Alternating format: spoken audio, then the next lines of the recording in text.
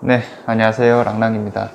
이번 12월에는 서울 임장을 좀 다녀오게 되었었고요.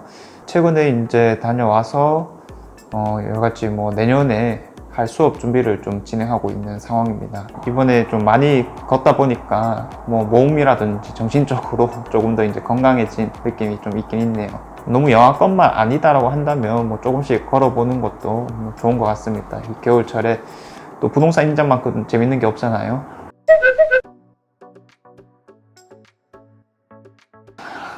사실 꼭 최근만이 아니다 하더라도 이 부동산과 관련된 질문에서는 항상 이 두려움들이 내포되어 있기 때문에 항상 언제쯤 사야 될까요? 지금 사는 게 맞을까요? 이런 질문들은 많이 받고 있기는 하거든요. 네, 그래서 지금은 더 심해졌다라고 또 볼 수가 있는 상황이긴 하고요. 사고 나서도 또 항상 잘 산 걸까라고 하는 경우들이 분명하게 있죠. 그래도 이 영상을 보거나 아니면 카페에서 질문을 하거나 아니면은 와서 상담이나 교육을 받으시는 분들은 일단은 부동산에 대한 관심이 있고 무언가 행동을 하시려는 분들이기 때문에 대체로는 집 언제쯤 사야 될까요? 지금 시기에 집을 사는 게 맞을까요? 이런 식의 질문들이 가장 많았던 상황이었었고요. 그거 외에도 여러 가지 세금 문제라든지 이미 기존에 집이 있는 상태에서 또 계획들을 어떻게 짜볼 수가 있을지, 혹은 지금 이 집을 팔아도 되는 건지, 이런 식의 질문들이 또 종종 나오고 있습니다. 최근에는 어쨌든 이제 막 부동산을 시작하는 입장에서 분양을 많이 하잖아요. 그리고 지금 분양 시장이 안 좋다라고 하지만 그래도 우리가 가장 쉽게 접근할 수 있는 게 분양이다 보니까 그런 분양을 받아도 되는가, 이런 질문들이 또 많이 있었네요. 그렇죠. 사실 시기적인 문제가 아니다 하더라도 집을 산다는 것 자체가 사실 엄청나게 고민이 될 수밖에 없는 상황이잖아요. 이거 첫 번째 사든 두 번째 사든 세 번째 사든, 물론 이제 경험이 쌓일수록 우리가 조금 더 편해지고 익숙해졌다라는 것은 있겠지만 사는 것 자체가 사실 쉬운 과정이다라는 것은 분명히 아닐 겁니다. 특히나 이제 막 처음 진행하려고 하시는 분들은 더더욱 그럴 거고요. 일단은 아까 말씀드렸다시피 집은 언제쯤 사는 게 좋을까요? 이런 질문들이 많이 있다라고 했잖아요. 비슷하게 생각을 해볼 수 있는 게 지금 집을 사는 게 맞을까요? 아닐까요? 이런 질문들도 같은 맥락이다라고 볼 수가 있는 건데, 일단은 우리가 시기적으로 뭔가를 접근한다라고 하는 것은 큰 의미가 없다. 왜냐하면 정말로 내가 원하는 시기가 왔을 때 내가 무엇을 사느냐, 이 질문이 남아있기 때문에 결론은 우리가 뭘 생각해야 되는 거냐면은 어떤 집을 얼마에 사는 것이냐, 이거를 이제 첫 번째로 생각을 해야 되거든요. 그럼 예를 들어서 지금은 시기가 안 좋으니까 집을 사지 말라라고 하는 것은 이게 어폐가 있는 게 뭐냐면 시기가 안 좋기 때문에 또 싸게 살 수 있는 집들이 있다. 왜냐하면 집주인들도 어쨌든 팔려고 내놓은 집인데 안 팔리고 있으니까 싸게 내놓을 수밖에 없는 상황들이 분명하게 있거든요. 자, 그래서 일단은 우리가 할까 말까, 그리고 언제 해야 될까, 이런 고민들은 사실 그 고민을 할 거면 그냥 고민하지 말고 편하게 있으라, 이렇게 이제 말씀을 드리긴 해요. 왜냐면 어차피 못 하거든요. 그렇기 때문에 일단 실질적으로 그냥 이제 무엇을 할 수 있을까 내가, 이런 식의 생각이 첫 번째여야 된다, 이렇게 이제 말씀을 드립니다. 제가 이제 숱한 상담을 진행하면서 많은 분들이 이제 놓치고 있는 게 뭐냐면은 대출도 나의 능력이다라고 하는 걸 많이 놓치고 있거든요. 그렇다 보니까 그게 어떤 말이냐면 그냥 이제 내 통장에 있는 돈만 생각을 좀 해오는 경우가 많이 있어요. 쉽게 말을 했을 때 우리가 영끌이다, 이런 안 좋은 표현을 하는데 부동산을 사는 데 있어서 사실 대출 없이 사는 것은 말이 안 되거든요.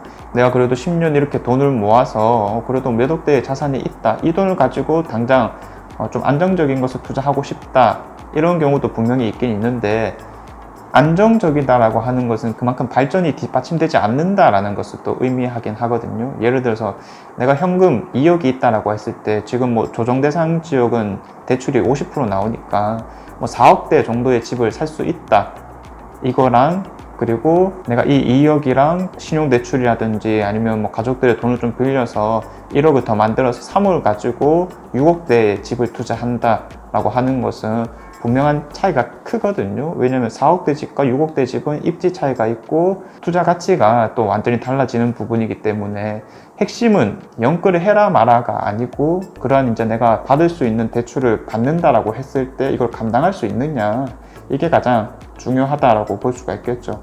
자, 그렇기 때문에 다른 거 어렵게 생각하지 마시고요. 우리가 첫 번째로 생각해야 되는 것은 내가 지금 가용할 수 있는 최대한의 자금이 얼마냐, 그리고 그것을 감당할 수 있느냐, 여기서부터 이제 시작을 하셔야 됩니다. 일단은 뭐 규제 지역에 있다라고 하는 것은 뭐 연끌의 개념을 떠나가지고 연끌 자체를 못하는 시스템이 갖춰진 거거든요. 그렇기 때문에 뭐 나라에서 관리를 좀 해주구나 이렇게 생각을 하셔도 어느 정도 이제 마음의 짐을 좀 덜 수 있지 않을까라는 생각이 들고요.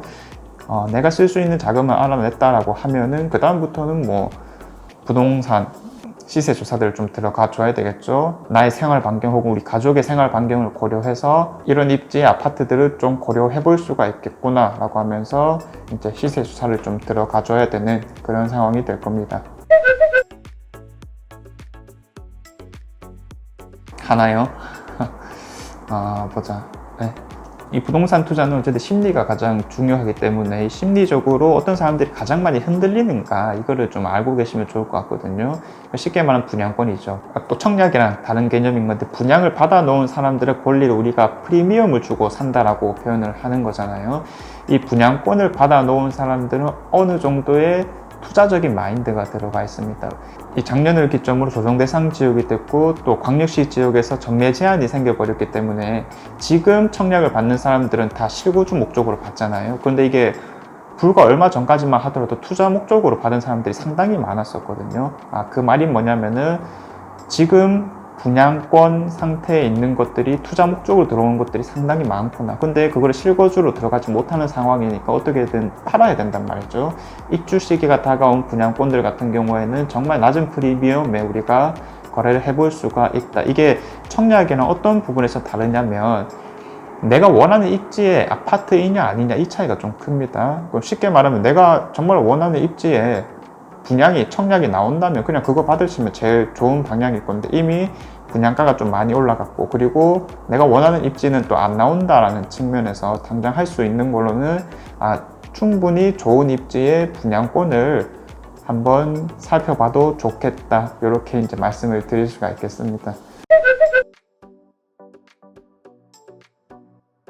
지금 뭐 대구 세종부터 시작을 해서 전국적으로 뭔가 하락의 조짐이 보인다라고 하는 상황이긴 하잖아요. 어떻게 보면 지금 부동산을 이끌어 가는 것도 우리 대구 부동산이다라고 볼 수가 있는 건데, 지금 이런 상황 자체가 금리의 영향이 가장 크다라고 볼 수가 있겠고요.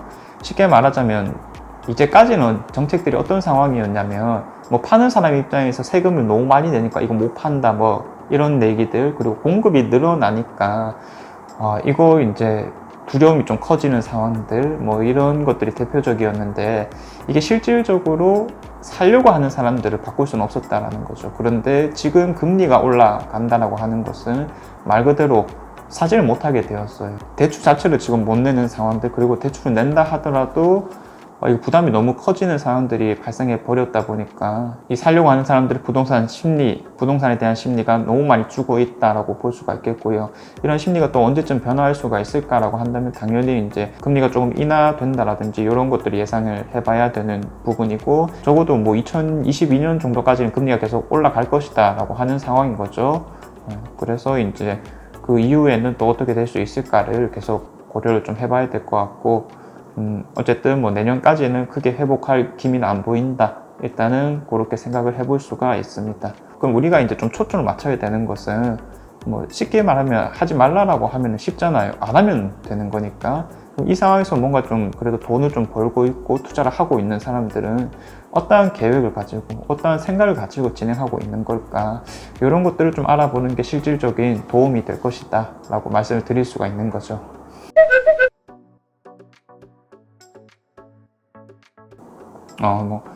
뭐 드리고 싶은 말씀이야 많죠. 많고, 우리가 이제 항상 두려움, 뭐 어떤 일이든 두려움을 느끼는 것은 본인의 중심이 조금 없기 때문이다라고 볼 수가 있는 거겠죠. 이 중심이라고 하면은 부동산에 있어서는 사실 뭐 시세가 가장 중요하다라고 볼 수가 있는 건데, 현재 시세를 좀 간단하게 파악하고 미래 시세를 간단하게라도 또 예측을 좀 해보고 이런 요소들이 중요한 상황에서 항상 이제 주변 사람들이 나를 불안하게 만드는 말이라든지 아니면은 내가 또 그걸 찾고 있어요. 부동산 흐름 이런 걸 찾아보면 다 폭락한다 뭐 이런 소리들만 다 있으니까 일단은 뭐 안 하는 게 맞겠구나 이렇게 편하게 생각을 해볼 수가 있는 건데 항상 이런 불안한 시기일수록 또 기회가 될 수도 있지 않을까라는 생각을 가지고 내가 이제 무엇을 할 수 있을까에 집중을 해본다면 훗날 이 순간을 돌이켜 봤을 때 또 잘했다라고 할 만한 부분이 있지 않을까라는 생각이 듭니다.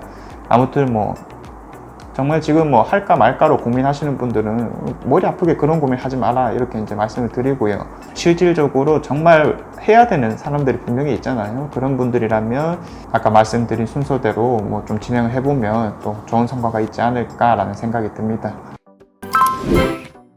자, 2021년이 얼마 남지 않았거든요. 그래서 이제 며칠 안 남았지만 우리가 잘 정리해 보시길 바라겠고요. 2022년에도 또 좋은 일들만 가득하길 바라겠습니다. 감사합니다.